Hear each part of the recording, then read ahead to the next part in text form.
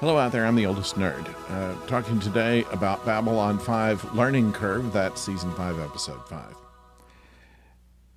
When I was a kid, I used to watch The Adventures of Superman. That was the one with George Reeves, and they rarely used any of the Superman usual villains like Luthor or Brainiac or Mxyzptlk, whatever. There was always just some gangster.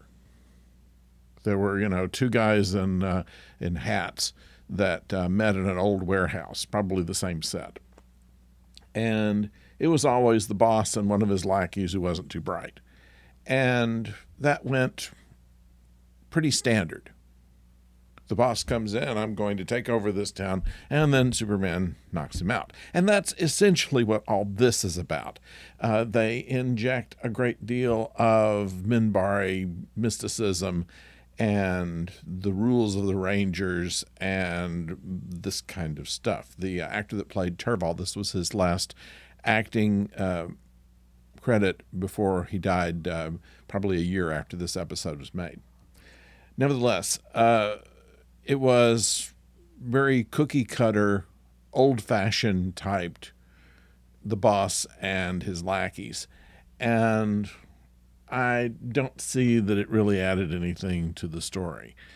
We know that there were in the below sections of Babylon 5 a lot of extra legal activity, let's put it that way. But the crime boss kind of thing, at least the way they did it here, was not terribly believable and not very satisfying when he's put down, which we knew he was going to be from the first time he was on film. Plus the fact they generally would get just central casting people, not necessarily terribly good actors to play these roles. So throw all that out. The two things that are of interest here are of the secrets that Captain Lockley has. Zach has her records in security, and Garibaldi goes after him repeatedly to find out, first of all, what side that she was on in the Great War, and secondly, anything else they can find out about her. And two things are revealed. One is that she did fight for the other side.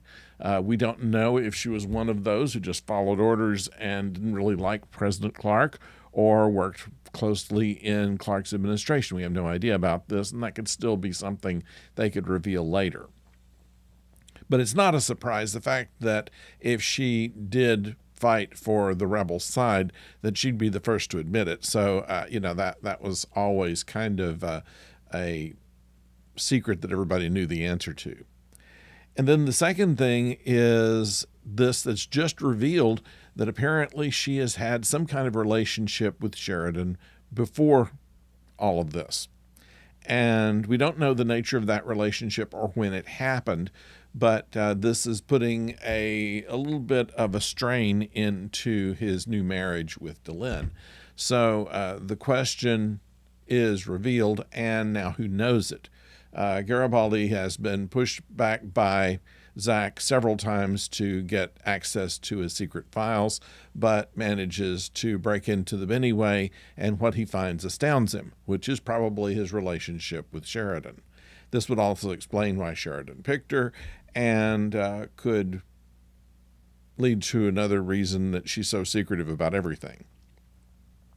So, this may play on into future episodes, but honestly, that was the only interesting thing that came out of this episode. I think that we can miss it completely with just the knowledge that, yeah, they've had a relationship before. Maybe some of the future episodes will go into this a little bit, and we'll find out what all did and who was innocent and who wasn't.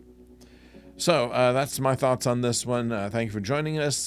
We do not have a conversation with Professor O this week. He is away, but we will be back next week with another episode of Babylon 5, a Talking Movies with Professor O. And of course, this week and next week, we'll have episodes of Strange New Worlds on Friday. So thank you for joining us. Until next time, don't go far.